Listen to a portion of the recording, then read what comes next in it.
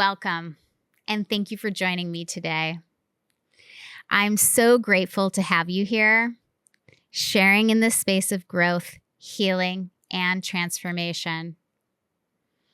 If you've already subscribed to Loving Everything, thank you for being a part of this beautiful community.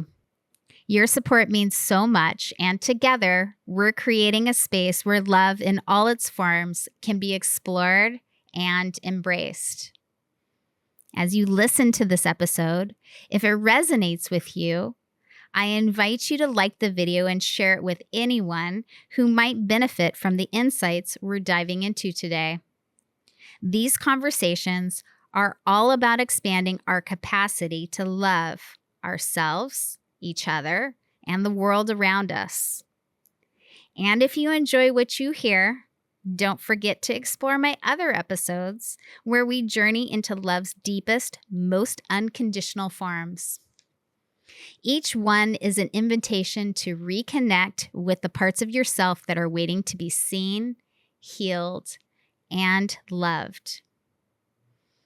So thank you for being here. Let's begin. How are you, Jerome? I'm doing well, thank you. How are you? I'm doing so well. Thank you Yes. so much for joining me today. Absolutely. I can't wait to share your story. Sorry, I had to readjust there. So let's start with, what did you love doing most as a child, and how did it shape who you are today?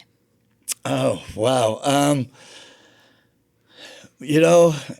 My childhood's a weird thing for me, simply because I really didn't have a lot of aspirations. I think what I liked doing most was like hanging out, being out of my house for the most part, which I'm sure we'll touch on. But I just liked just being out of there, being around my friends, in the neighborhood.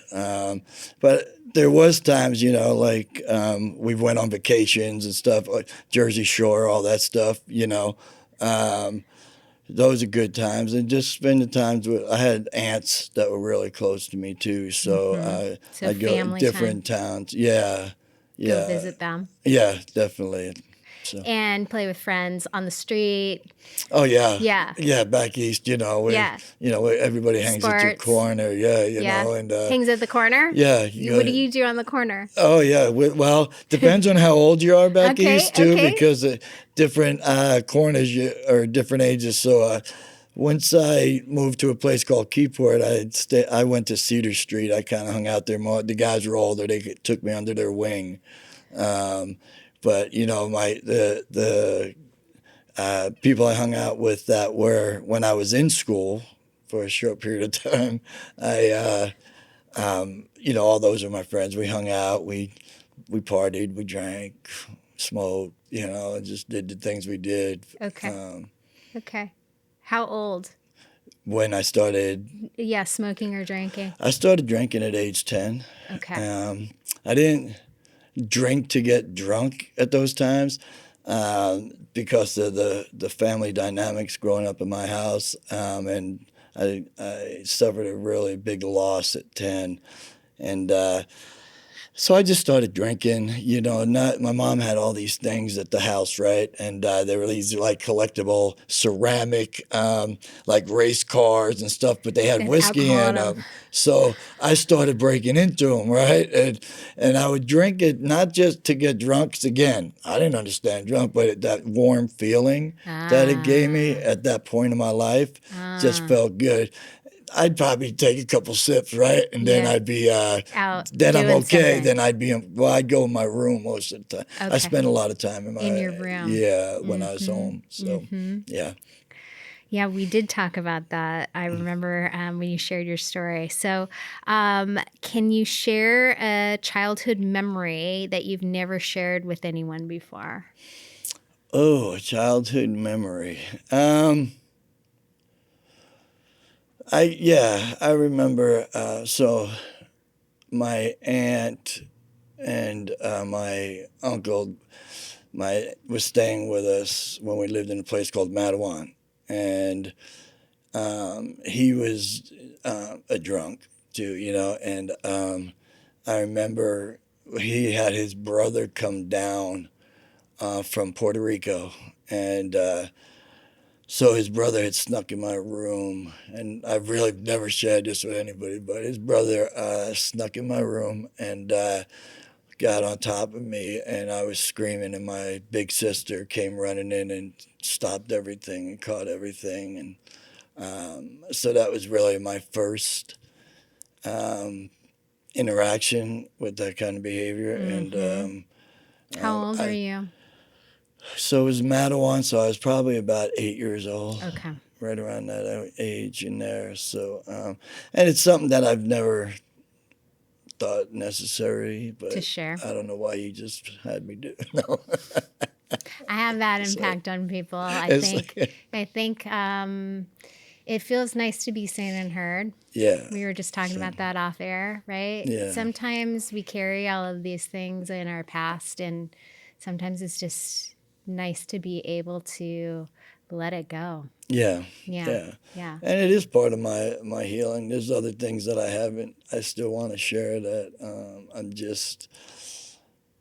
I don't know why I just hold on to them. I think protecting others sometimes too does that, right? For sure. As we get older, it gets a little bit easier as those people pass or they're not in our lives anymore. Exactly, and they can't necessarily be directly impacted by it. Right. And I think as children, we're also taught to especially if we have parents who weren't there to emotionally attune us, or to help us deal with our feelings, especially when we have such significant traumatic experiences, that we learn to either hide that from the family or we learn to not share that information because we don't want to upset anyone or we're afraid of being believed, right? Oh, absolutely. Yeah. So you're afraid of allegiances, right?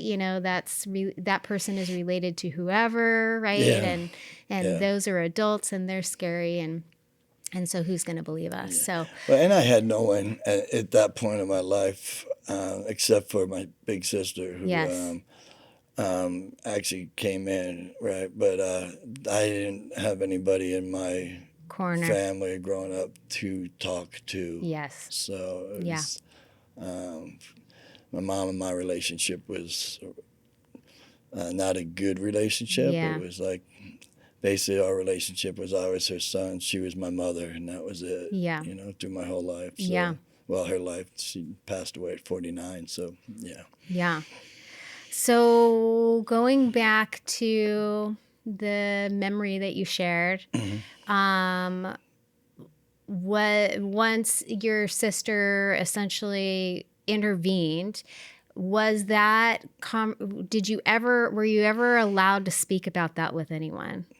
I don't know because I never tried shared. To speak about it with anyone. Okay. I just you just pretended like it didn't happen. Didn't happen. Okay. Didn't understand it. Yeah. Didn't get it. Yeah. Didn't like it. Do you remember how old you were when you kind of understood what that might have been? Oh yeah. I would probably say when I was 11, 12, Then you understood what it meant. Then I understood what it meant, but And I also understood after. What it meant that wasn't my fault, right? But, we're talking a long time ago, too. It's not like today's, right? So it's kind of like everything's, am I going to be the bad one at it? Is because I was the bad one at everything anyway. Yeah. I grew up with a lot of blame on my corner. Yes. So, Yeah. Yeah, I know you did.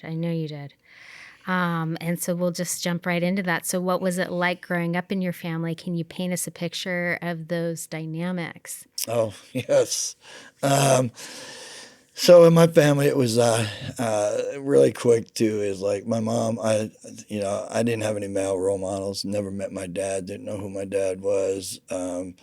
I didn't have any brothers. I had two sisters and my mom. My mom was what they call a functional alcoholic, but she was definitely an alcoholic, right? And but she owned a restaurant and a bar, and she watched her 5 sisters. She raised her 5 sisters once my grandmother had passed away, and then raised my 2 sisters and me. So raising a boy to her was different, Very different. and she loved my sisters to death. Those were her girls, and for me, I kind of got the other side of all that. It was my mom. The only time she's ever told me she's loved me is after I got in trouble, got beat, got something, and she'd say, "Why do you make me do this to you?" And it's like, that's even my fault, right? And Right. so that's why I always stayed away from. I ain't telling nothing, right? And, Right. she's never raised a hand on my sisters, never called my sisters out of their name, but me, she's hit me with everything she could get her hands on, if whatever is the closest, from ladles, brooms, her hands, a hanger, belts, things like that. And and I don't say none of this to put my mom down. I think that Yeah, I my know. mom, it took me a long time to come as an adult, actually, to come to the conclusion that it really wasn't all her fault. She just did the best that she could with what she knew how. Of And course. it took a long time, Of course And it did. so with saying that, I'll be honest. In my house, I was scared. I felt alone. I felt like I didn't belong there because I was always told, "You're just like your dad. You're this, you're that," and he was never there. So I was like, "Then why am I here? And why am I pushed aside?" And so that's how, a lot of it basically was, and it was just me just trying to do what I can. School, I was really bad, which we could bring up in a bit if you'd like, or when you're ready. But I had an aunt and an uncle, right? And my aunt Barbara moved in, and her husband ended up. My mom threw him out, but so she had a son named Michael, and so when Michael moved in, I was like 5 or 6, and I love that dude. I know you mean, that did. was my guy. Me and my aunt got along really well, and their room was on the side of the house that mine was. So You had an ally yeah, and I had someone to play with, and and someone to protect you yeah, and with your and aunt, yeah, right? oh, absolutely. My Yeah. aunt, that's the one thing. My aunts loved me, but Yeah. my aunts were scared of my mother. Of course they Everybody was scared were. of my mother. She Yeah. was the oldest, and she She had a was the different mother. dad than them. She was the But matron of the yeah, entire family oh yeah, she lineage. started working at age 16, Yeah. when my grandmother died, Yeah. because she didn't want the family taken apart. And she had a different dad than her sisters, right? So, but so when Micah moved in, it was like, hey, man, it was just my guy, right? I love that dude. And he was the same age or a little bit younger, I feel like. He was young. He Younger. went, yeah. Yeah. So they moved in when I was 5 or 6, and he was like 3 or 4, right? So he's like having a little brother. Yeah, that's what. Yeah. Yeah, someone, like I said, when I could Pal around just play. with I got and pictures of me and him too, and I someone still that he have. looked up to. Oh yeah, that was my guy, man. And then when I was about 10, my aunt had woke me up. So Michael went down to Perth Amboy to see his dad, and then he came back and he was really sick, and nobody knew why. But nobody really has seen anything going on with him, right? But so she woke me up, and she said, "I need to call the ambulance. Something's wrong with Michael." And so she handed me Michael, and when she handed to me, and she went to call the ambulance, he was already stiff at that point, and he went into a coma, and he died that night. And In your arms. no, he was in a coma in my arms. Then they got him to the hospital, and then he had ended up dying.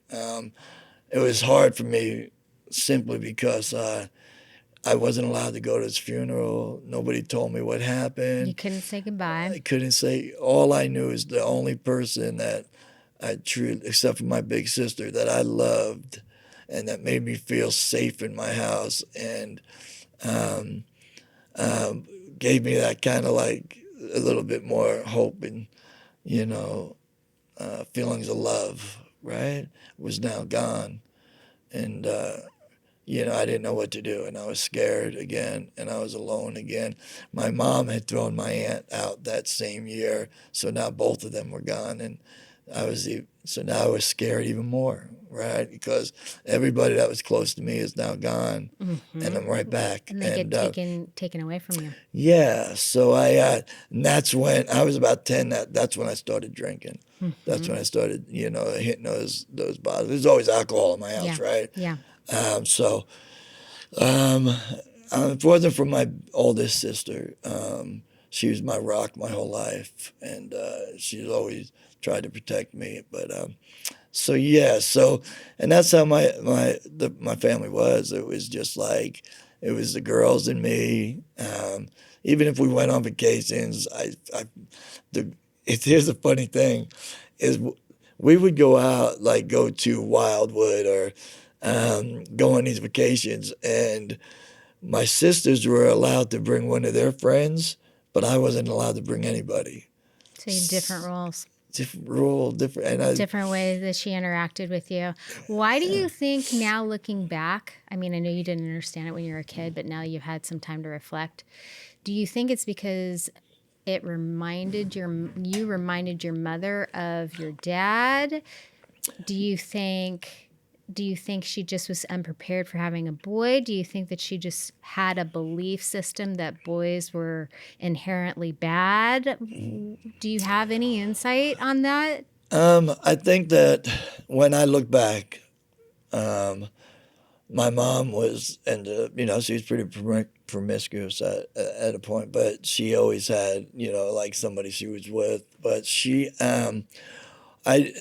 here's the funny part about all this, and is that my whole life we thought our dad just left us, and that ended up not being the case. And so about 10 years ago or so, a little bit after 10, probably maybe 8 years ago. So I did that 23andMe, and we've always known this, but my mother would never tell us. And so my sisters aren't, you know, I have a different dad. And, you know, my mom watched my grandmother get assaulted and beat up by my grandfather, right? So my mom's dad, who was the Gilgan, right?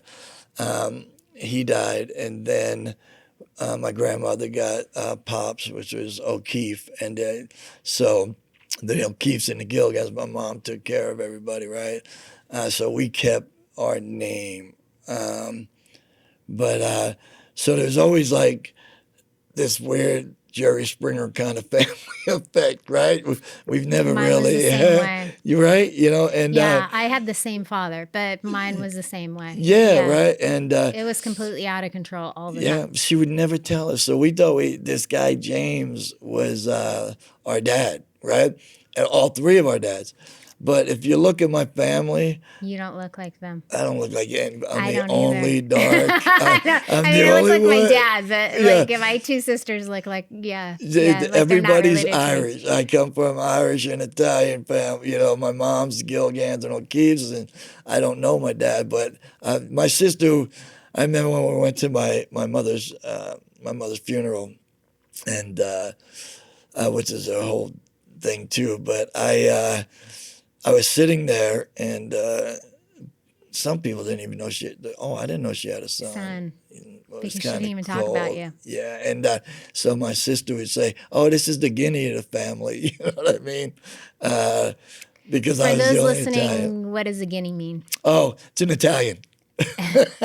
Back east, we say, you know, it's a guinea is an Italian. So, okay. It's kind of a little slang word. It's not an offensive word, so that's a good thing, right? It's just what we call them, right? Yeah. So, it is a different time. This is This is a different time. yeah. Then, yeah. This is much younger than now. I don't Yeah. even know if they still say it back then. Yeah. I think they say Guidos now. I think they call them Guidos now. Probably, yeah. So yeah, Something similar to that. yeah, we used to call them guineas. So Okay. yeah. All right. Let's see. You covered a lot of this, so hold on. Okay. So we touched on your sister. I had a little sister too. You had a little sister Oh, too. we hated each other. Yeah. Okay. Tell us more about that. Oh Why? my God, we hated each other. What was that about? Because she got all the attention. I was the baby. I got all the attention. Oh my, Terry this and Terry that and Terry. Oh, she's the queen. She's the prince. Everybody, and it just. Oh my God, my oldest sister, she's amazing, and that she would laugh. She's just probably. I've met a lot of people in my life, and my oldest sister, is probably one of the happiest. This is your older best sister. human, Yeah. Kindest person I've ever met, and she done a lot of stuff for me when I was, when I was kicked out of the house and things, and just trying to do what you can. But my little sister and God, we fought, and I stole from her, and I threw her out of a tree one time, and I had a knife to her throat one time. And when I say that, I just want people to understand is that I became a very angry. Of course you did. Person. If you walked into my bedroom, every wall had holes in it where I started kicking holes in the wall. Yeah, well, you didn't know what to do with all of your feelings. And I didn't know what. I didn't know how to express them. Didn't know how to talk about them. And nobody cared to instruct you on that either. Right. Yeah, you were left to your own defenses. Yeah. So I started fighting a lot more, like in school, which I didn't do very well in at all. And so it was, she just, God. But I remember when I got into recovery and got clean, after about 5 years, about being clean in recovery, I called my little sister and I told her, look, I'm really sorry. You didn't deserve that stuff. And she just said, that's all I've ever wanted to hear. Thank you. And we became close for a while. She sent her daughter down here, my niece, because she was struggling. And she stayed with me for a while. Now she's been clean 4 years, and she has 2 twin babies, and she's just doing wonderful.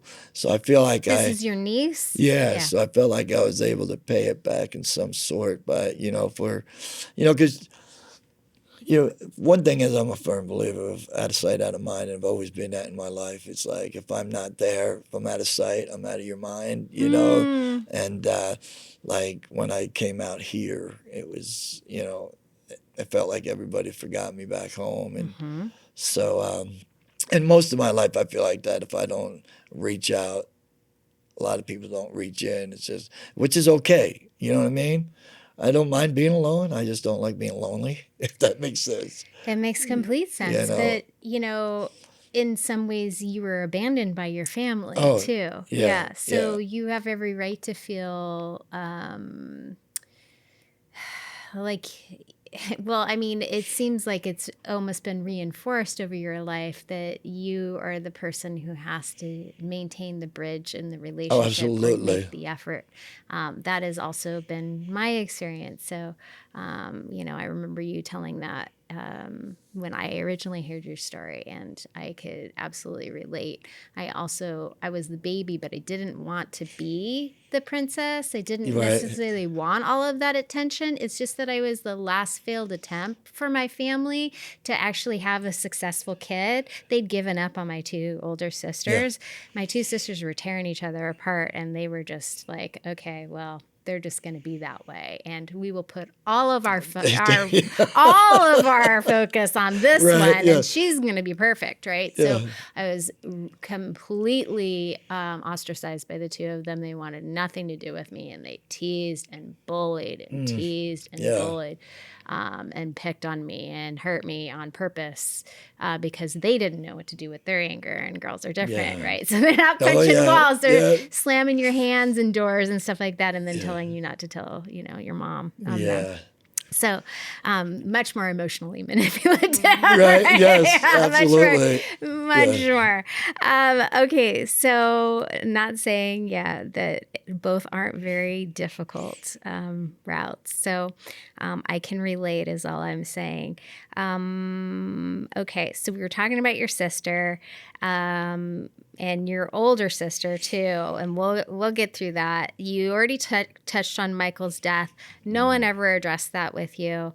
No one ever cared to talk about that loss with you. I'm really sorry for that. I know how emotional you still are about it. I can only imagine how devastating that was. My family dealt with death in a very similar way. My favorite grandmother, died when I was 4, and it was never explained. She just disappeared and never saw her again, and I wasn't allowed to go to the funeral. And then, I also got very close with a cousin. He and I had an amazing relationship. I got to spend time away from my family at his house. And even though his father was incredibly abusive, brother, related to my mother and all that family. So both, very abusive people, but the two of us clung to each other on family vacations. We could always spend that time together during the summer for a week. We would spend time at each other's houses, and we would get a break from being in that family role or the expectations of what our siblings were doing to us or any of that. And I lost him to addiction to. So fortunately, I was much, much older. I'm not saying it wasn't difficult, but at least I had better tools to deal with the death, even though it took me a very, very long time to forgive my family for how they contributed. Yeah. For how they contributed to that death. And so, I just want to extend to you so much compassion and empathy for that loss, because I can only imagine how lost you felt. And it felt like you never had anyone in your corner except for your older sister. And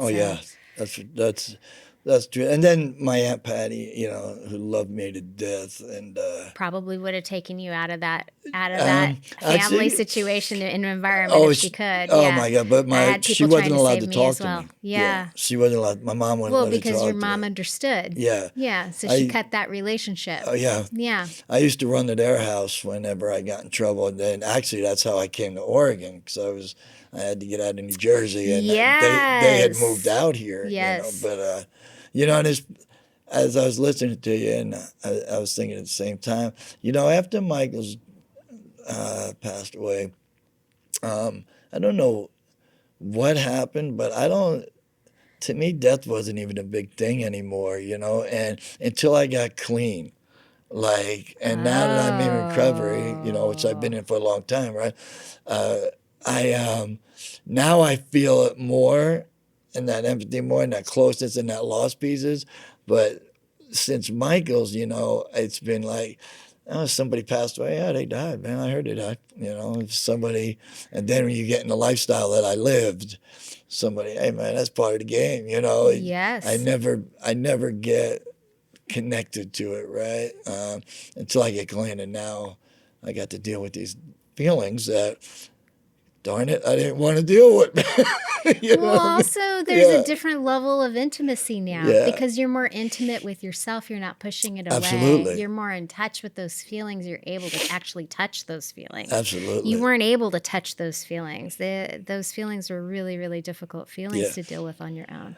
Well, it was easier to handle anger than handle hurt and pain and loneliness and rejection and not confusion and sadness. A tremendous amount of grief. So much grief. Yeah. Okay, so what led you having to leave your home, and what did the cops tell you when that happened? So you mean just my mother's house?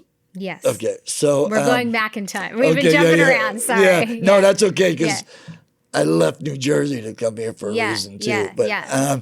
so I started once we moved to a different part of town called Keyport, right? And I started drinking more.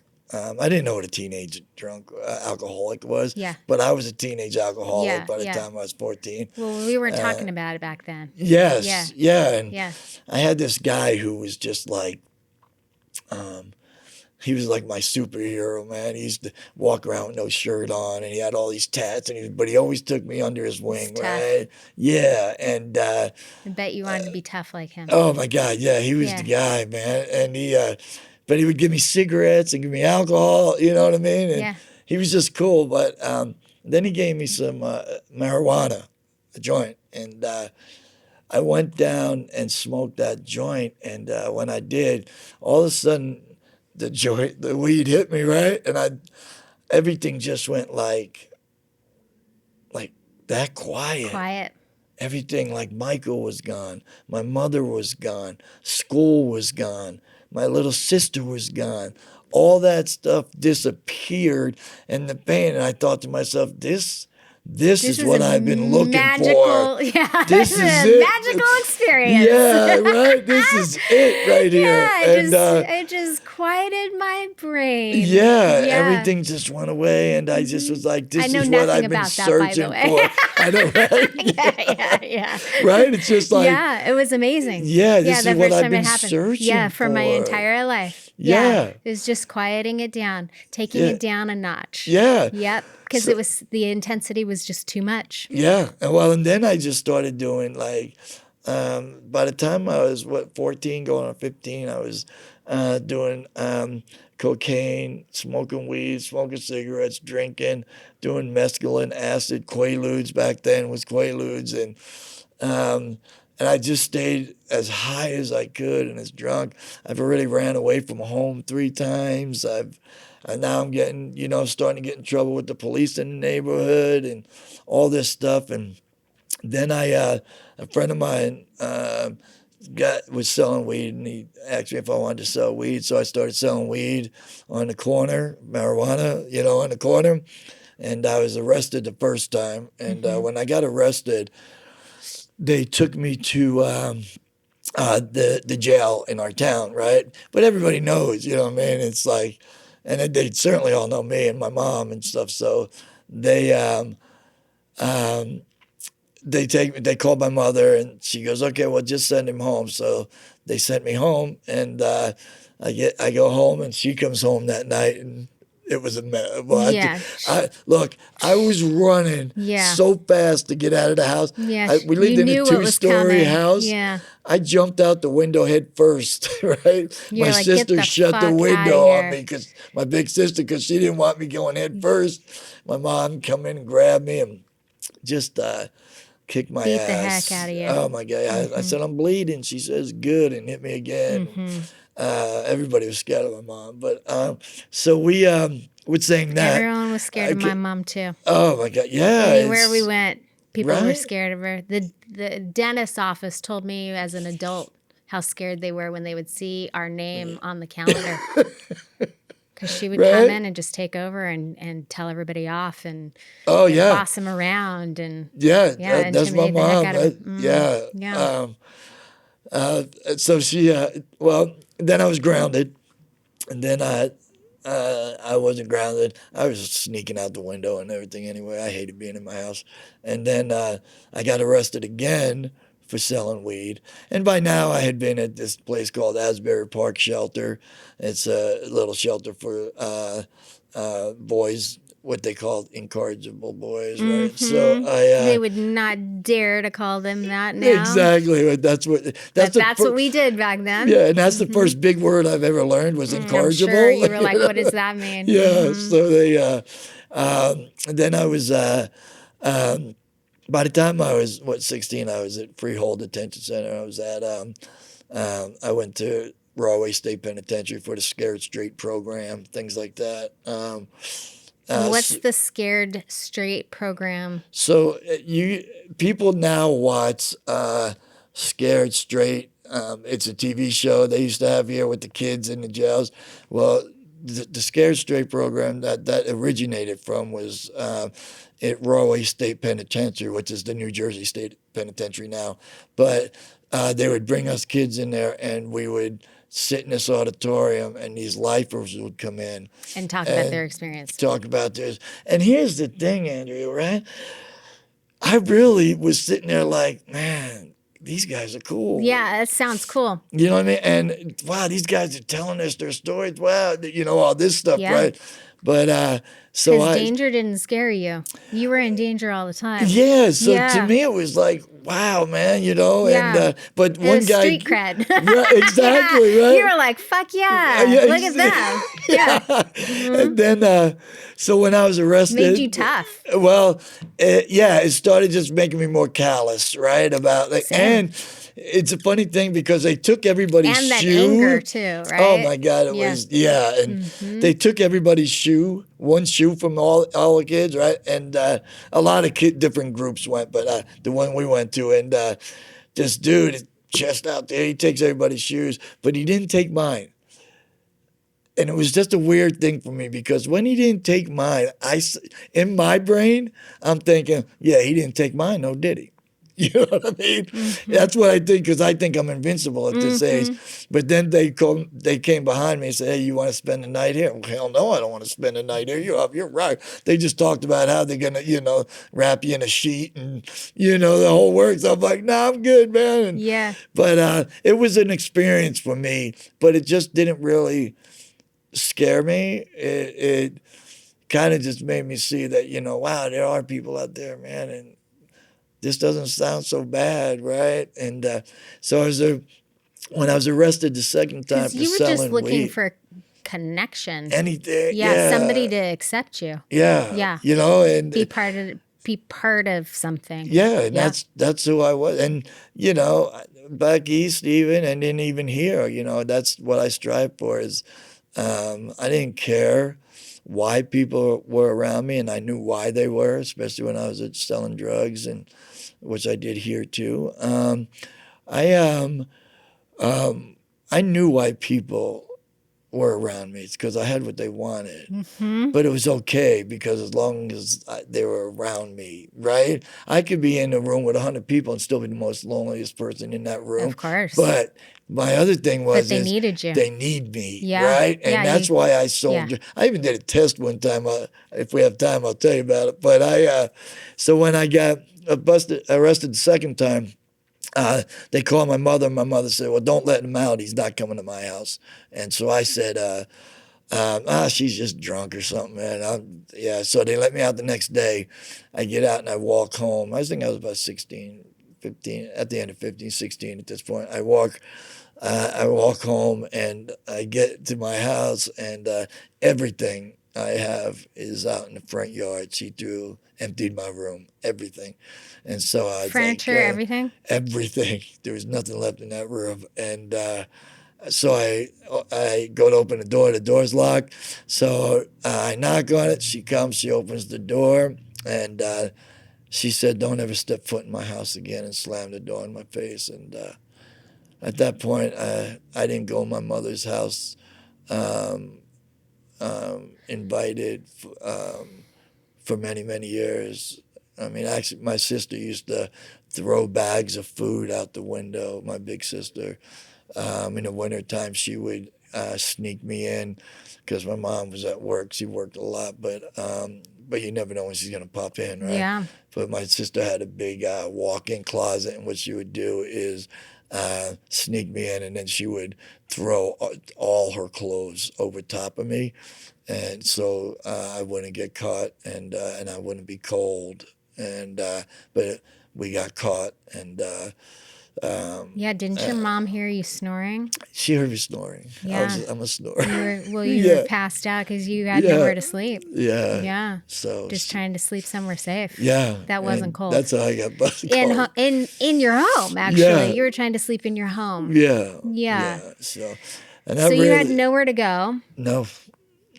I just kind of ran the streets and slept outside for a while. slept with a friend of mine who had a trailer in his back of his dad's locksmith shop, and then stayed with another friend of mine here and there, but Just nothing ever constantly in lasted. crisis. Yeah, nothing ever lasted because, I just drank all the time and I just used drugs all the time. And so my behaviors and my stuff was always the same, and I was always fighting and I didn't fight to win fights, you know what I mean? I just fought because I was angry. Yeah. You know what I mean? And Yeah. if you hit me, it was everything, good. everything was too much to handle. Yeah. Yeah. So that's just the way I lived my everything set you off. life. Yeah. So that's when I was really out, and that's when I started doing a lot of criminal activity. I started breaking into stores, robbing houses. If you remember my story, I always told you, and if I broke into someone's home, or, in New Jersey, just about every store has a deli, right? And I'd always make something to eat because I didn't know if I was going to eat that day. Anything I took after, because that, I knew I'd be hungry. Yeah. And so you're just breaking in just to eat. And to be off the street for a little bit. Yeah, and to try to survive out there. Yep. And that's when my life really turned from. See, because most of my life I thought I was just a kid partying, had it made, and then it just turned into survival. It went from bad to significantly worse. Yeah. Overnight. Yeah. Yeah. So and it was it was tough, but it just made me just more angrier, more like F everybody. I don't give a shit. Yeah. You know what I mean? Yeah. Because I became really callous. Yeah. In life, right? And I've always been honest about all my stuff. I knew how to break out of my mother's house, so I knew how to break in, and I stole from her, and because But you were 16. Yeah, my sisters got everything they wanted, and I felt like, and I almost feel like this really started my whole criminality piece. Is the only way I'm going to get stuff is if I take it, and if I get it myself. Well, how were you going to get it at 16, Jerome? Yeah. Well, how could you have possibly supported yourself at age 16? Oh, exactly the way I did. Yeah. You know what I mean? How could anyone support themselves at 16? There's a reason why you're still considered a child. Yeah. It's because you are. Yeah. Yeah. So you were just doing what you needed to do to survive. It makes sense. I mean, irregardless of being honest about it, I'm sure there's some guilt and shame about what you've done, but also you were trying to survive. Yeah. Yeah. Yeah, there's a lot. I think I got, when it comes to that guilt and shame, I definitely always feel a lot of guilt, and the shame piece I just continue to work on, because I can make amends for the guilt pieces, right?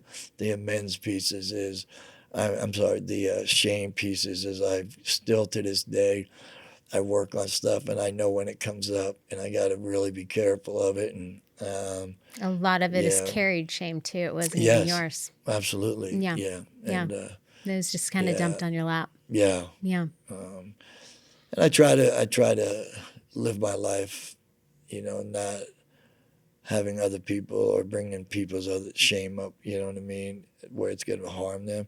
When I was in my addiction in my life, I didn't care. Look, man, what are you going to say, man? You know what I mean? Don't be a baby. Knock it off. Right? Yeah.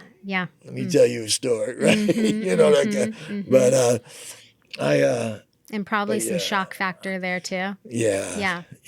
So it's I tell you, some of the stuff that, and I don't talk about in my story when I'm speaking because there's so much, right? Yeah. But many times, everybody goes home at 5 o'clock back east for dinner. It's just the way it is, right?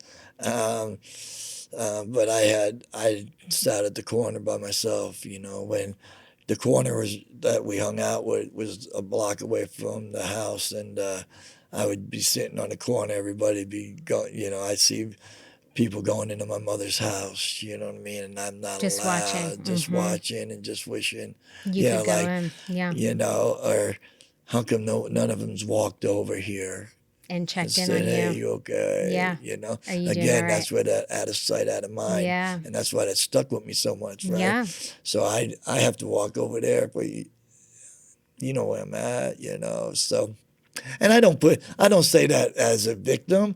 I just say that as You were a victim. as a as someone who has had to live life on life's terms, even though because life's not always fair, right? And but I don't.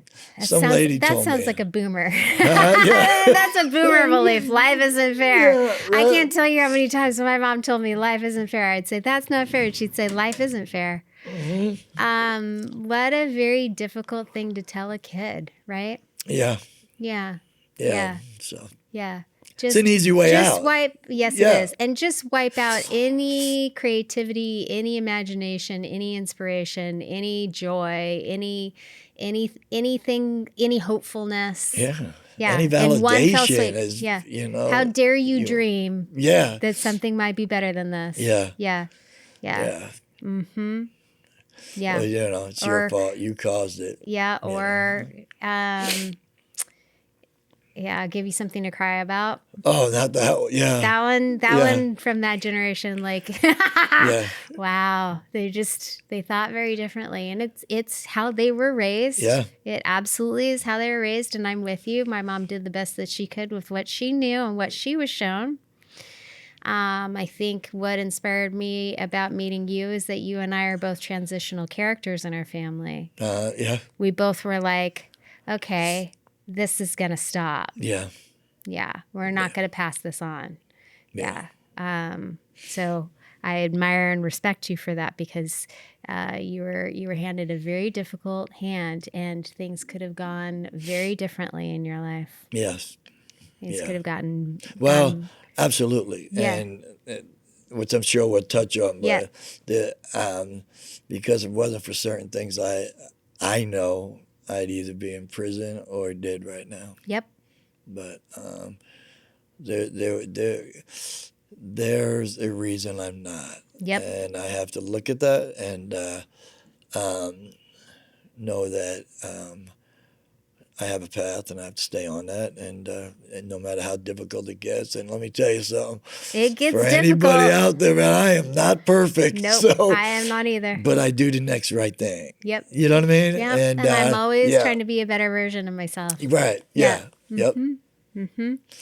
Okay, so back to you sleeping and getting caught in your sister's closet. Okay, so now you're living on the street, and somehow you end up in Oregon with that aunt. So how did that happen? Catch us up on that. So, again, I'm sorry. That's how my whole life was going. Yeah.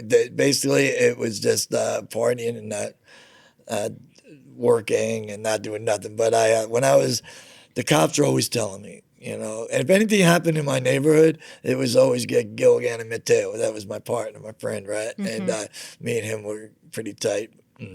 But then, the cops always tell me, when we're 18, we're going to get you. You're going to prison, you watch when you're 18. And I says, yeah, whatever, man. You know what I'm saying? And so Christmas Eve, I got into a fight, of course, and I had my nose broke. So I had these two big black eyes, and my face was swelled. And then New Year's Eve, I went out and I was at about 4 parties. It was like 3 in the morning. We stopped at a 7-Eleven, me, a friend of mine, and some other people. And so we go in. Guy behind the stand, the counter, starts blaming me for stealing something. And I'm just like, dude, what are you talking about, right? And I'm drunk. And it was bound to happen, right? And so anyway, he grabs something from a bat or something from underneath the table counter. So fight broke out. It got pretty. I got away. My friend didn't get away. So the next day, my big sister, had sent for me and said. So I went and talked to her. She said, "You have to leave.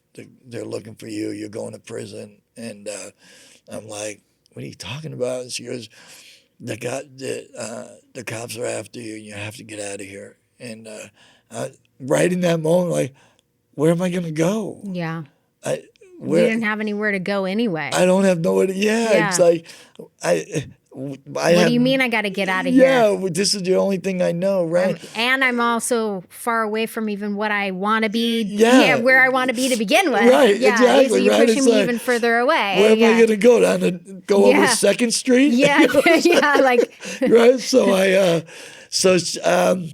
she says, well, Aunt Patty and Uncle Bobby, that's my family, my aunt who lived in Jersey City, who I used to run to all the time when I run away or I get in trouble and hide out, right? And they said she lives in this place called Portland, Oregon. And I'm like, Oregon. What the hell is what's Portland, Oregon? And none of us know, right? We're all like, I don't know. Some volcano blew up and there's lumberjacks and I'm like, we were so misinformed back then. Oh my God, I just didn't know. So I'm like, well, a volcano, my life sucks anyway. I'll go to where there's a volcano. So they never knew I was showing up.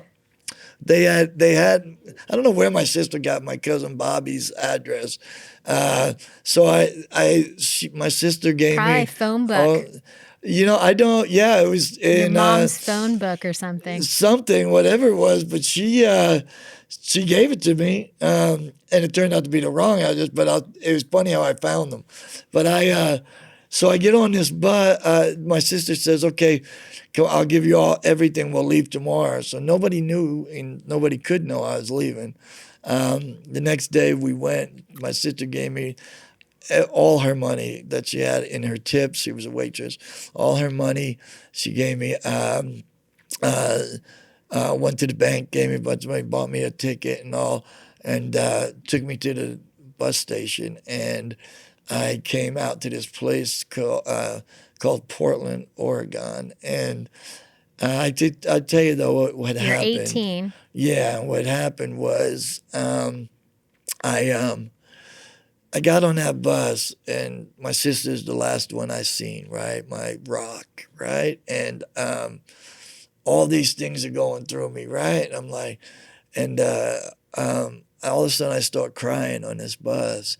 And I started crying because here I am leaving the only thing I knew, which was what did I do? I didn't do nothing. Yeah. You know what I mean? Yeah, you still don't know what you did. Yeah. Yeah. And then I'm going to a place where I know nobody or nothing. So I'm just going to be alone again, right? All over again. I'm leaving. So everything you know. And it was the first time I felt myself cry since Michael died. And I was, I realized, I felt like I was that 8, 9-year-old kid, 6-year-old kid in my mother's house. I was scared. I was alone. I didn't know what to do. But I said to myself, you know what? I'm going to get to this place called Portland, Oregon. And I get here and I'm going to change my life. I'm going to get a job. This is all I'm telling myself. I'm going to stop drinking. And so I get here, and I end up walking past my aunt's house. I walked from the bus station all the way to Johnson Creek Boulevard in Southeast Portland. Jesus. I stopped at this Midas muffler shop to get a drink of water, and then walked, and I'm like, I got to turn the other. So I come all the way back. I go to that same muffler place, and that's the street, right? So I go up the street, and I look in this window, and here's my aunt cutting my cousin's hair. And I knock at the door. They didn't even know I was coming. She said, "What'd you do?" I told her. She was, "Of course you can stay here and hide here." And so I was here. Again, it was with my Aunt Patty, who loved me. Her kids were so mad because she loved me so much. She really did. And she's trying to make up for everything you experienced. Because she knows how my mother was, and she knows what her mother did. Course. My mother did to me, and of course she did. My mother treated her the same way. I'm sure she did. So, and then I got a job. Her kids never experienced that, so how could they even relate? Yeah, right. Yeah. So, and how could she convey? Yeah. No, right, yeah. Yeah, so you guys, it's like you had a secret history together. Yeah, absolutely. Of understanding. Absolutely. Yeah. And that's where, it's, and I got down here and I got a job And I was a dishwasher. First thing I did learn was that Oregonians are very serious about their name, and I do call it Oregon now. It's not Oregon. I get it, right? Serious. I just brought that up because the son of a woman. Oh my God, people are serious. He calls it Oregon. Yeah. Yeah. So, but I got a job. I was a dishwasher, and I moved all the way up to a cook. And but then I started drinking again. Started meeting people who smoked weed. Started doing some drugs. It was pretty easy here. Yeah. So what year is this, or this is in 1981. Okay, the 80s. Yeah, it was the 80s. Mm-hmm. So, and there was a lot of stuff they called back then. It was called crank, not meth. Yeah. It was a different drug. Yeah, right? Yeah. Same thing, but way different. But anyway, for those who are not familiar, what's the differences? Okay, well, prope dope. It's really prope dope, but it's called crank. Is you can't smoke it, right? And it's made with like red phosphorus and all this other stuff. Then when the government put all the holds on buying ephedrine pills and all that stuff, and buying red phosphorus. People moved over to the Sudafed, mm-hmm. and that's where meth came in, and plus you could smoke meth. Any drug, I believe, and I could be wrong. I think any drug, once you know you could smoke it, becomes an epidemic. Why? Because it's convenient. A lot of people don't want to use needles. A lot of people don't want to shoot. People smoke cigarettes. People smoke weed. People smoke. It's more accessible. So it's more accessible. Mm-hmm. They think that people who smoke crack cocaine, all these drugs, right? So I always thought that once you can smoke something, it's going to become an epidemic. It's just how I felt, and I could be wrong. I don't know, but. So then, I think you have some experience. I think you could be right. I think, because both personal and professionally. Yeah. I think you can speak to this. Yeah. I myself, I swore, oh my God, I would never use needles or nothing. What I learned what an addict was somebody who from Geraldo Rivera, right? Yeah. Was shooting heroin in doorsteps of New York. That right? looked very different. It looked way different. It was disgusting, man. I was like, no, I would never use a needle. Yeah. I'd certainly never use heroin. Yeah. Definitely not a needle. And exactly. So now, all the other drugs are okay. Everything else is okay. Yeah. Well, because they didn't talk about that. They didn't call you an addict when you did that. Yeah. You know what I mean? They didn't call you an alcoholic. Yeah. No, you were a partier. Yeah. You're just having a good time. There was such a stigma on heroin that you're a junkie. You're an addict. That was bad. the big thing, right? Mm-hmm. With coke and crank shame. and all that. Yes, you're just a partier. Oh yeah, I'm partying, man. It even got tied up with the AIDS epidemic, right? Yes. Anybody who used needles, right? Yes, it's so dirty. Yes, it definitely taboo no matter what. Mm-hmm. And so I started partying again, lost that job. Then my aunt and my uncle, my uncle had told me one time, he said, hey, do a line of this. And he gave me my first line of crank. Well, we'll just call it meth. So everybody knows it's all to get is speed, right? Yeah. So I did a line of this, and it was like the first time I ever smoked weed, because I couldn't go back home. Because if I went back home, I was going to prison, right? And there was a thing with that, why those charges got dropped. So, but there is a reason I never left here either, because I had my first daughter here. But so we did do this, and now this is my drug now, because now it felt like that weed, and it gave me all this energy, and I was just a guy. Different my God, yes. So about a year after that, and then, again, now I'm just a guy partying in Oregon, right? Sure. And then my aunt and my uncle split up, and I went to my uncle's house, and he said, here, I want to show you something. He goes, don't do this with anybody else. Don't ever try this by yourself and all that. I'm, what, man? What are we doing? What are you talking about? So he takes me into his room and has a needle filled with speed and gives me my first shot. Never in my life did I ever think I would shoot drugs into my body. That day, I stopped at a pharmacy and bought needles, and I ended up using drugs intravenously for over 21 years of my life, and All because of that one incident. yeah, and Because it took the pain away. oh my God, and it was it. That was it. I know. And I stayed up for weeks, but it also started a lot of other stuff too, right? Because Of course it did. I became a drug dealer here, and I was violent here, and I was. It led me to many, many other drugs, relationships that were that I've ruined,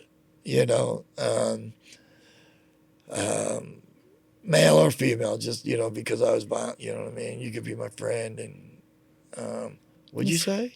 Yeah. You know what I mean? Yeah, yeah. I was paranoid. Yeah. I didn't trust nobody Yeah. because I was here. I didn't know nobody. Everybody Yeah. else knew everybody Yeah. here. I'm just this guy, and I'm always thinking somebody, but you ain't getting up, man. I'm nobody's punk, and I've done some stuff that were violent. And, I've had stuff done to me, I'm not that guy that's going to sit here and say I was a tough guy or I was a badass, because I don't think I am. But I know that I'm very selfish, and I have disregard for anybody's life, their children, anything when it comes to my money and my drugs. And I lived that lifestyle. You mean back then? Back then. Yeah. Oh, today I couldn't even imagine Yeah. using. I couldn't even imagine calling a female the B word. It just does. I can't imagine it. And it was a regular term, you know what I mean? And I couldn't even imagine talking to a female the way I used to, because, I didn't, with the relationship with me and my mom and the relationship with my sister and all that, I didn't trust women. And, Why would you? Yeah, and I never. I always had to make sure everything was on my terms so I can end it when I'm ready, because I'm not going to hurt. And I had others to make sure that I'm going to hurt you before you hurt me. Exactly. Heck yeah. The other part of that You learned is that you had to protect yourself. Oh, absolutely. And if I'm all in pain, costs. yes. And if I'm in pain, you're going to feel pain. Yeah. I'm not feeling this shit alone. Oh, yeah. And I if lived anything, that let me a dump long it on time. your lap so Yeah, that I don't have to right. deal with so much. Right? Yeah. And it's funny because there's really no women that you'll find that, except for my youngest children's mother, who don't really like me because I got clean. But women that'll talk bad about me, they don't like you now that you got clean? I'm sorry, I missed that part. My two youngest children's mother, that's the only woman that will talk bad about me. Is because you got clean? Yeah, and she hasn't. And I raised our last two by myself. I see. So, I see. Yeah. So you're the bad guy. Yeah. I'm the bad guy. Yeah, because you're not enabling her. Right. Yeah. Yeah. And you make her look bad. Yes. Because she doesn't want to look at what Oh my God, yeah. She does not want to look at her stuff. Oh yeah. no, it's so much easier to just focus on you. Oh my God, I would never ask her for anything, because she just calls me every name in the book, and I can't. And not only You do I replicated your can't, mom. Right, and I'm not going to go back there, and you're not going to pull me back, And You my replicated kids that get it. relationship with your mom. So, but other than that, it's just like, yeah. And then I started doing this, and that's when all of a sudden my life kind of went even crazier. I left New Jersey not to go to prison. Mm-hmm. And then you made it worse. Come to Oregon and end up doing 7 years in penitentiary. Well, what had really changed, right? No one had really stepped in and said, hey, hold on a second. I mean, you had roof over your head and shelter Yeah. and somebody to love on you, but ultimately no one was really helping you through all of the stuff. Yeah.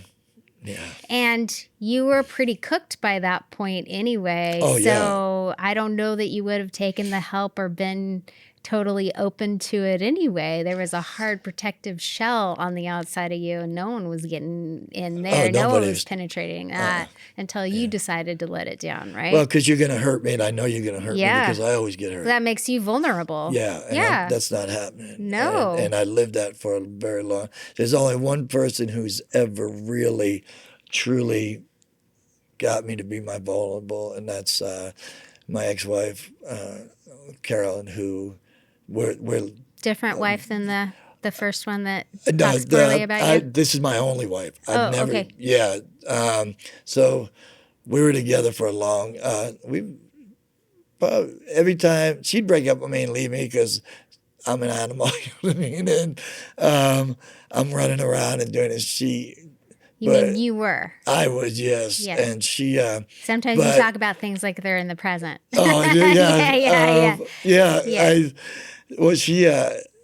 The day I met her, it was like one of those instant things, and I'm sure you we've been trauma together bonded. over 30-something years, and over time, we're still best friends. Actually, she just texted me this morning. Okay. We talk all the time. We co-parent. Great. She's I don't know where my children would have been without her. She helped me raise my youngest two also, and. So wait, let's clarify because I'm confused. You said this is your only ex-wife, but this is still the one that talks shit about you? No, the Okay. one after her. So Okay. when I got kicked out of treatment in 1999, You from remarried. DePaul, we had not been married yet. We Oh, were okay. together, right? Okay. And we had kids, and but she. I got kicked out. She came to pick me up, and she told me I can't do this anymore. And she said that I have to let go for the kids. And she was right, She did my prison times with me. She did my everything that I did. Do you think if she hadn't stood up to you that you wouldn't have changed? Was that the turning point? No, not yet. Okay. No, Still because that wasn't enough. that actually hurt me more because she's never said Turned her that back to on me. you. And when she said that, It just re-entered that trauma wound of everybody else abandoning you and proving you right, that no one ever sticks around and no one loves you really. Right, and everybody gives up at some point. At some point, and, you're gonna wear them out. So she, and then we split up. We were split up for about 13 years. And then I got clean with it in 2003, and a couple of years went by when I was clean, and we got back together after about 13 years, and we got married because we believed that we were supposed to be married and we're supposed to be soulmates. But the thing that had happened was, I think that although we went in different directions and met in the middle, we were always still close, right? And I'd be high or be something, and she would never. She'd stop talk to me. But she at this point we met in the middle, and everybody knew we were supposed to be together, right? And things just we realized that we had changed, and that's what made things so much easier for both of us, right? Because we both love each other and will always love each other. And she's always sees me for who I truly am, and always has, even at my worst, right? And so now we're still really close, and but you're not married. No, we're we've been split. Well, I guess we're separated. We're just waiting to do the paperwork. We both got different houses and all this, and I don't know why we're scared. You know what I mean? It's like one of those things, but she's just a wonderful woman. She's actually like my big sister was, right? But as far as helping me and always being there for me and never turning her back on me. And that's why when she told me she had to let go that one time. You understood. Yeah. Yeah. And I tell you, if it wasn't, I thank her all the time for, just raising my kids and being the mother she is, because she's never, ever, she taught me something that was really important. And what she had taught me was she would never, ever take my kids from me. Never. But she always tell me, I'll never take them from you, but I'll always keep them safe. And she would bring it. If I was high or something was up, she'd say, I don't think today's a good day to leave them. And I'd be okay. I'd say, okay, and because I knew she was right. Yeah. And a lot of times I think people just want to dump their kids off, and like they, especially in that lifestyle, right? Yep. And she hasn't drinking in over 23 years, right? Like longer than I've ever been clean. And so she... Well, it's not a competition. Right, exactly, right? And which is great. I'm sure she has other addictions, just not visible ones. Yeah. Flowering, yes, right? Yeah, so she... being a grandma's her biggest thrill in life, and so she gets that. And so, and that's how that is. But but she's taught me a lot about who I am today as far as being a parent, being humble,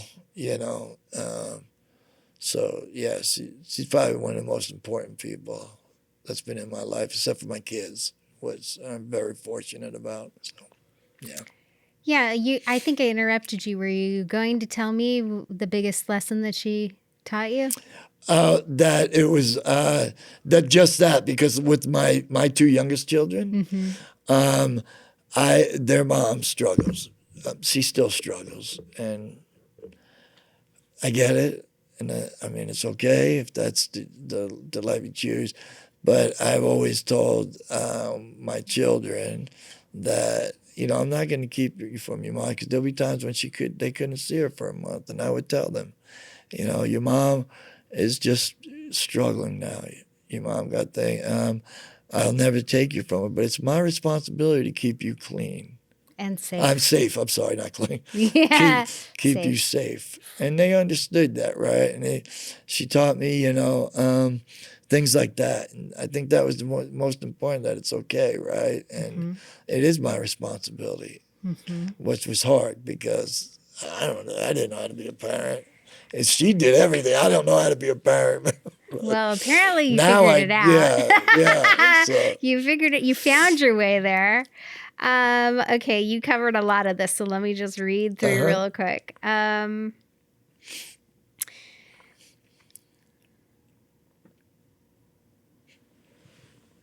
Is there anything that you would change about how you were raised?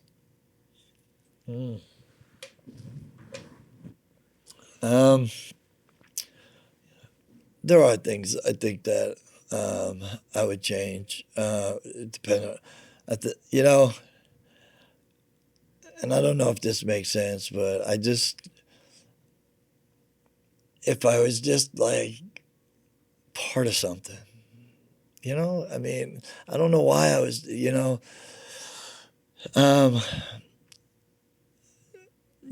just think that if I wasn't pushed aside, if I wasn't looked at as like I didn't belong there, if I, there's always a lot of questions in my head, right? And I tell you, I used to look at other families, right?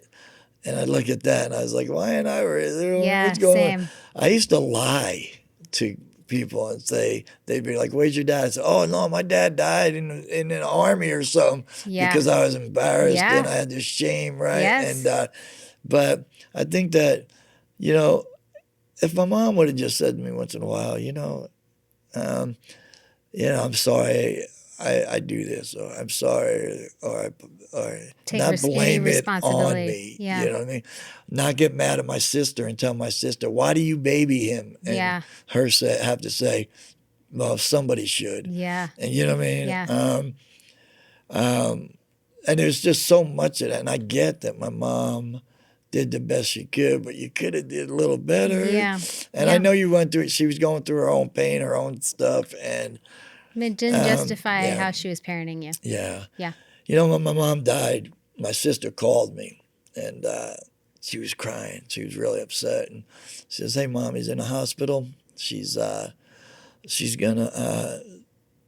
gonna make it through the hospital, but she's looking at these pictures, and every time she gets to your picture, she stops and stares at it, and she goes, "Will you come back home and see her before she passes away?"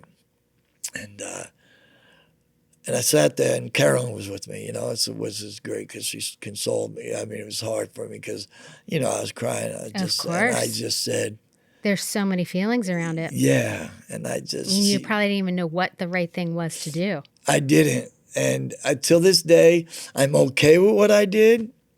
I think, but my sister said, "Will you please come?" And I said, I can't do that."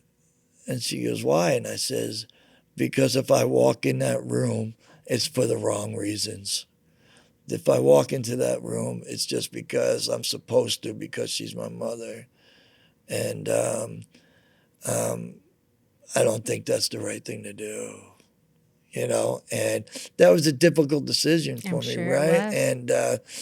And with that, I have thought since then, like, all I wanted to do, and if I was to go back, the only reason I would is because I would have wanted to ask her, why me? Mm-hmm. You know, why was I different? Mm-hmm. You know, why didn't you love me? Mm-hmm. You know? Mm-hmm. And I just couldn't do it. I don't blame and you. I didn't. But I went back for her funeral, you know. And it's funny because, like I was saying earlier, I went back for her funeral and I got hurt even more because people are like, I didn't even know she had a son. Yeah. And I'm like, what the Yeah. you know? And It's like you'd been erased. yeah, so, you know, and I continued to use at that point too. It's Of not course like you I did. stopped. Yeah. Yeah, because you had to numb it. Yeah, it was. Yeah, Too so it painful was to hard. comprehend otherwise. Yeah, I think that, and I shared that with a few people who have asked, you know, and they're like, "Why? But you didn't want to go?" I guess you have to understand, and it's Oh, I understand. yeah. Some people don't, and that's okay because I know why I had to do what I had to do. And maybe her just looking at my pictures, maybe she needed to do that. Well, you came to peace with it the way that you needed to come to peace with Yeah. it.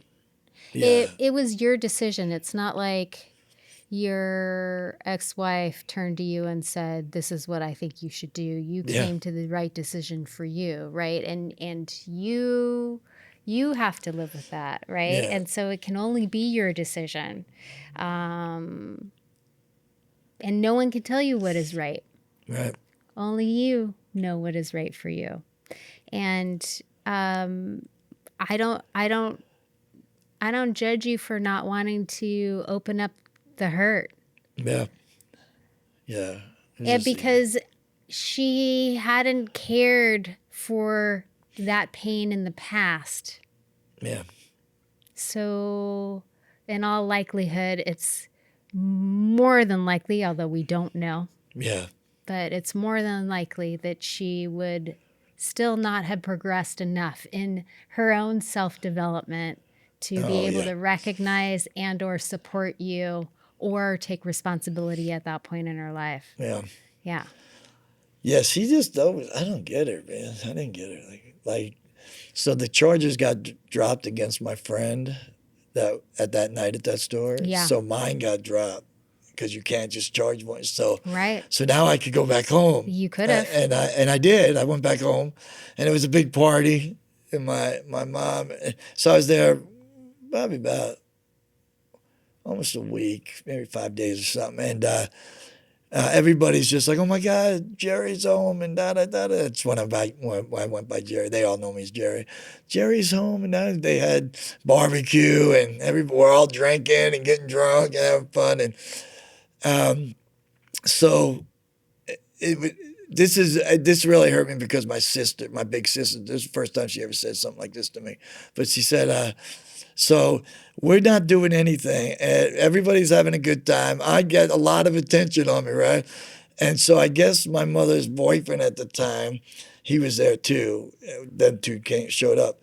I guess he had hit my mom. And so my mother told everybody, do not tell Jerry. Because it doesn't matter what my mother did. You're not going to put your hands on my mother, right? Anyway, so everybody's saying that. And so the night before I'm leaving, we're having this big party, you know, all the family and stuff is there. My mom comes up to me and says to me, you know, she's talking and she goes, you know, yeah, he's a pretty good guy. He's only hit me once. And I flashed, right? So I go, and now I hit this dude, and now my cousin jump on him, and all of a sudden my sister says, see, you haven't changed. And I said, God damn it, she set me up again, man. Mm-hmm. Why couldn't I just be happy that day? It was the day before I'm leaving, but she had to do something to set me up to look like the bad guy again. I ended up. Well, it was much easier to blame you then. Oh yeah, it was pretty crazy. Like, and so I didn't go back the whole time. That, you know, and then she had. That's when I think I knew that I can't go back. It's the wrong reasons, but yeah, she's a funny woman. Difficult. Do you feel like there was a lesson in that? In having a mother like that? Ooh, I think. What has it taught you? Well, at least today in life, it has taught me that, you know, for one, that I am a good person. And I don't even consider that. I try to be a good human being, not just a good person, right? But the lessons it's taught me is that earlier in my life, it taught me don't ever trust anybody. But today in my life, that not everybody's out to get me, not everybody's to hurt me. I can be loved, you know? Although I'm still always a little bit, you know, like,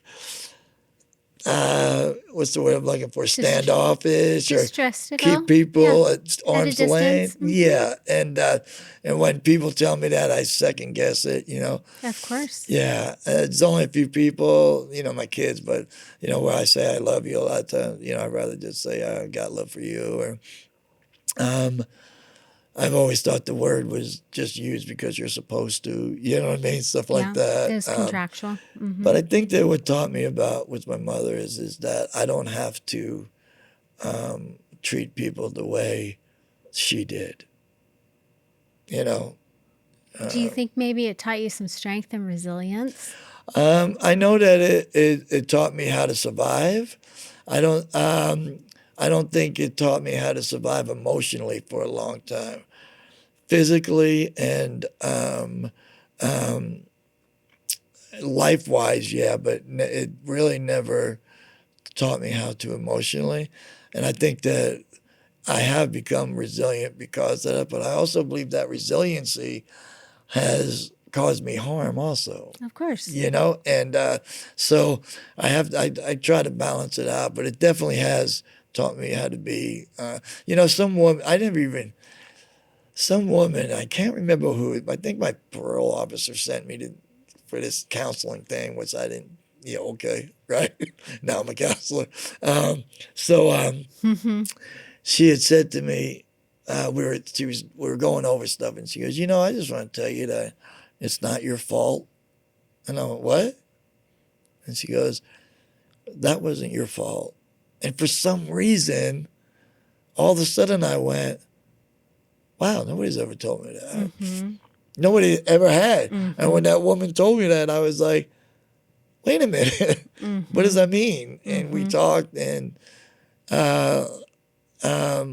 so she told me that I don't have to take or hold on to other people's burdens. That's not my burden to hold on to. That's theirs. If I can help them direct it in a way that's going to be healthy, that's okay. But that's theirs. You know, I can't take it on. Yeah. Yeah. So. Okay, let's see. Do you ever feel like you have to apologize for aspects of your life? And if so, why? Oh, I do. So I don't regret my life. I think that's what gave me that resiliency, and that's what taught me these things, and that's why I'm where I am today, right? And I believe that. Yet at the same time, I do regret the people I have regret for the people who have had to be a part of my victimization because of my pain.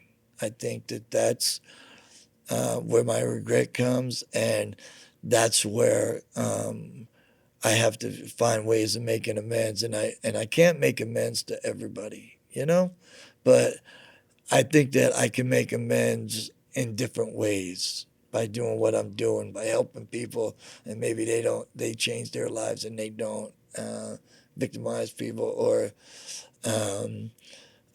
have to continue to make these.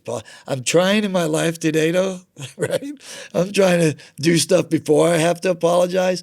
But I know one thing is that today in my life, I am accountable, and I will always be accountable. And if I act something or I do something, I will hold myself accountable to that standard. And because it's something that I didn't have growing up, and that's value and integrity, you know. And I try to hold on to that the best way that I can.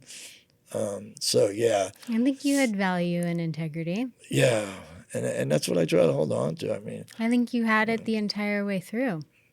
I think it's the other people around you who didn't value you. Yeah. Or have integrity. Yeah. It's funny you say that because I one of the things I've said is that I always thought like when when we split, she gave up on me, and my mother gave up on me, and all these people, my whole life, school and all this stuff, I always used to think, yeah, people just, they give up, man.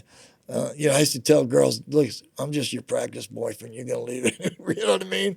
And so I would, but I'm the guy you don't want to be with. So, but then I realized, and this is since I've been in recovery, I realized that, nobody really gave up on me. I gave up on me, over and over when you sabotaged everything. Yes, and I tried, and because I just you didn't love yourself enough. Absolutely, you couldn't see what other people saw in you. No, I didn't love myself.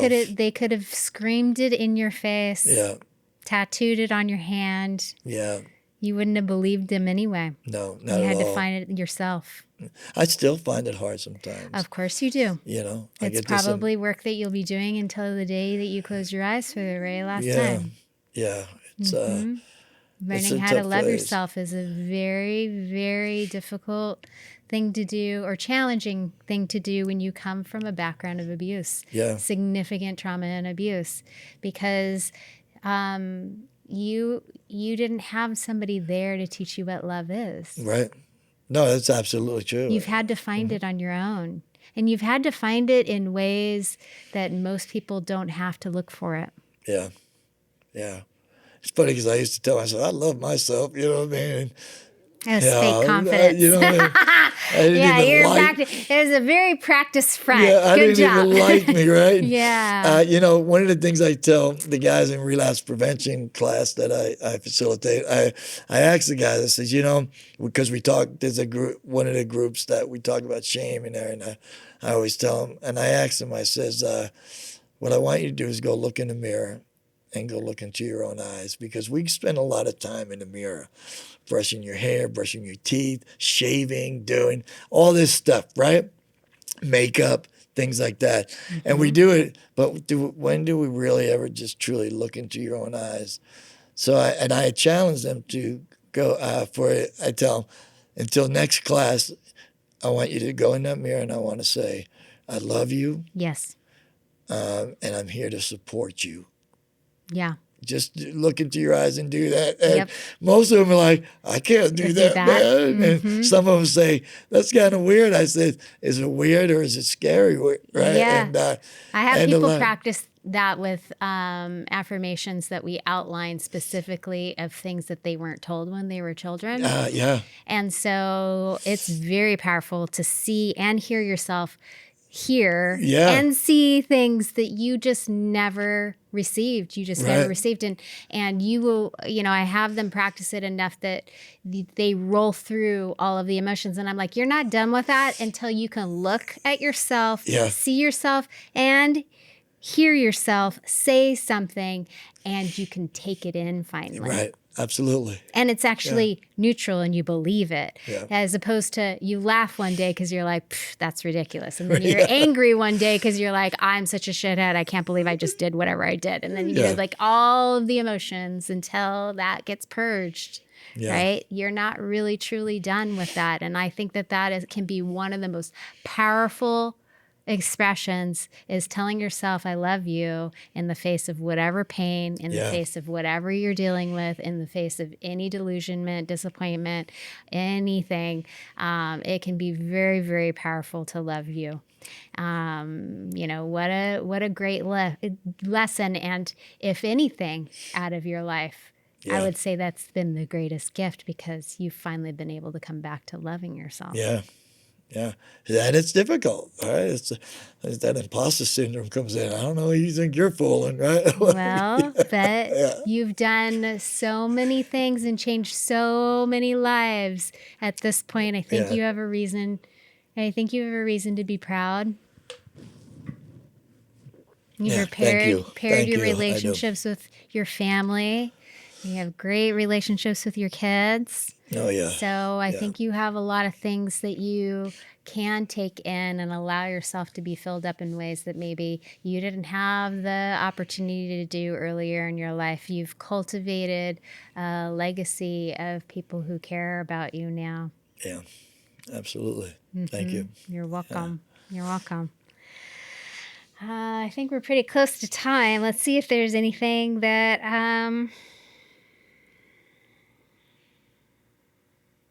I could tell you how I got into treatment really quick. Yeah, and please since the do. day I got clean. Please do, because I know you've been clean and sober for 21 years November now, right? 4th was 21 years. So, which is because It's people told me I was going to be dead before I was 30. I know. And I woke up in a prison cell at 31 thinking, oh shit, what do I do now?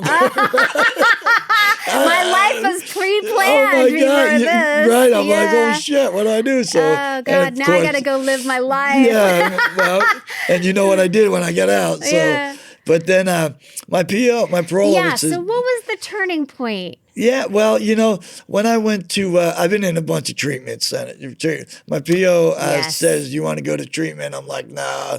So I had to go to DePaul. I was kicked out of there. Then to Hooper, just a bunch of them for time, just a bunch of them in the, in the area. And then she sent me to the MRC, Volunteers of America Men's Residential Center. And so I got there, and I was there it was a 6-month program then, and inpatient, 6 months out. And when I got there, I was clean, and it was the first time I was ever clean outside of being locked up. And I'm like, this ain't so bad. I started feeling good about myself. There was that kind of mirror reflection without doing it, because I started feeling like this is okay, right? And we went and spoke to some kids at schools, which I love to do more than any. Oh my God. I love it too. I love it, and so I do that. And so we went to Centennial, but then you want to know why you love doing it? Do you know why? I think it's because I don't want any child to ever feel the what same I way felt. we did. I want them to know And that's my true That thing. someone cares. I want them to know you're not alone. Yeah. And that someone cares. Yes. And I'm really, because when I go to speak to kids, first thing I say to them is, look, I am not here to tell you what to do or what not to do with your life. I'm just here to tell you what happened, where I was raised, where I come from, and where I am today. And that's what I tell them. And we get these things written back. When one of the kids wrote that, they go, I appreciate that Jerome just told his story. He didn't tell us what we have to do. And which is because that's what they want. They don't want some old dude coming in telling them, hey, you're going to go to jail. They just want somebody Didn't work who for knows. you. Yeah. And many kids come up crying at the end and I'm just saying, sure they and do. they want to know, my dad, my mom, my brother, whatever, a friend. And, You touch them. yeah. So when we did that, then I had gotten arrested from the program because my PO told me, look, you stop using drugs and alcohol, you'll be fine. She probably should have told me if you need to stop doing crime too, because I was doing I got to have money, right? Yeah. So I was doing some criminal activity, and my PO found out, came and arrested me from the program, took me to jail. First time I was ever uncomfortable in jail. I was like, I don't belong here anymore. I don't want to be here. That's where I was starting to be in my life, right? And I'm 41, I think, at this time. And then I was supposed to go back to VOA. Well, that's what my PO told me. I went back. I had to get on the waiting list. Waiting list was about a month, Andrea, right? And I'm like, I can stay clean. I've been clean for 3 months in jail, in treatment, 15 days in jail. I could do all this. That's so hard. Oh my God! That day I swore to God I could stay clean. That day I went to my friend's house. Within an hour, I drank a beer and a Jack and Coke. Did a shot of Jack. So hard to get out of all of those friends. You lose all of those relationships that you've cultivated. Yes, and that was your family. And of course, you're going to go back to your family. Yeah, and within 6 hours, I had a needle in my arm. Next day, I had my car, I had my dope, I'm going to date myself here a little bit. I had my pager, stuff like that. But so then I got back in. My uncle was dying, the one who gave me my first shot at the VA hospital. I got permission to leave there. I had somebody waiting there with me to get high. I got high. I called the center and said, I'm not coming back. Then I was sitting at the light rail for a couple months. This is a couple months later, but I'm sitting at the light rail, and these two girls walk up to me. And literally, I'm in my head saying, can I quit? Do I want to quit? Is this the way my life's going to be? Do I, all this stuff is going in my head, right? And these two girls walk up to me, and one of them says, hey, I know you. And I'm like, no, you don't know me. I'm thinking I'm being set up, right? Yeah. No, you don't know me because I'm on one too, right? I'm high, sorry. That's what being on one, right? And I've been up for a while. And she goes, no, I remember you. She goes, oh, yeah, your name is Jerome. Jerry, you came to my school and talked about drugs and alcohol. She said, I listened to every word you said, and I will never, ever use drugs and alcohol. I talked to that girl 5 months before that for maybe about 20 minutes. I did a presentation, and I knew right then what I wanted to do. I called my PO, and I said, I want to go back to treatment. She said, you need to call the director, who is Greg Stone. He's been on your show. And I called him. He said, you could come back. See, he wasn't supposed to do that, because that's what taught me that I'm the one that always gave up. Because, see, he said, no, you could come back, and gave me another opportunity. My PO never gave up on me. My PO always tried to help me. All these people, again, trying to help you. And I'm the one that's always giving up, but I'm saying that they do, right? So I ended up going back, getting ready to go back into treatment November 4th, 2003.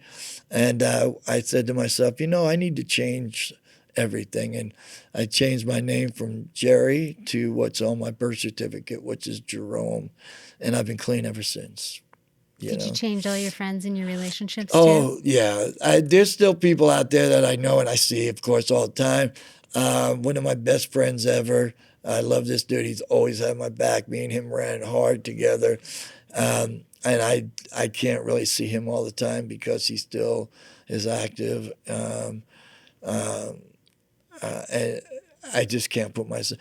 I'll tell you, I've been clean, like I said, 21 years, and 99.9% chance I could probably have a drink, or maybe I could smoke some weed, but I'm not willing to take that 1/10 of a chance. I am not that. I will not do it because I'm that scared of my addiction, and maybe 99.9 I get away with it, but all it takes is that one, Yeah. and I'm not willing Yeah. to take that risk chance. it. I'm not going to do it, and that's how I've lived my life, And I was an F student in school. I was kicked out of school. I didn't even go. I was at high school for 2 months, 3 months, and then I was kicked out. And now, shoot, I got a master's degree in a university, and I'm like, what? Which I almost quit. When I failed the math test, I walked out of the school crying and said, my best isn't good enough. I can't do this. And my kid said, Dad, you're not quitting. Yeah, it's hard. And I kept going, and because that My shame daughter piece cheers me came on up. too. Yeah, right? Yeah. My daughter's like, no, you work too hard. You got to keep going. Exactly. That's what they were like. Are you kidding me? Yeah, But that yeah. so much of that shame came Oh, back I up. know. Right? It stirs it all. It stirs up all the Oh my, unfinished yeah, business. absolutely. So, yeah. Oh, but yeah. but I pushed through that, and I got good people in my life, and I reach out when I need to, and again, I'm accountable when I need to. I can't even leave the shopping cart in the parking lot. I tried. Same. I got to get out, and I got to walk it over and put it away every time. That's hilarious. If you could go back 21 years, do you have any advice for that person? Yeah, I would say don't give up on yourself. Look at the people who are truly trying to help you, and that because I truly believe in hope, and I would tell them to, no matter what, do not give up.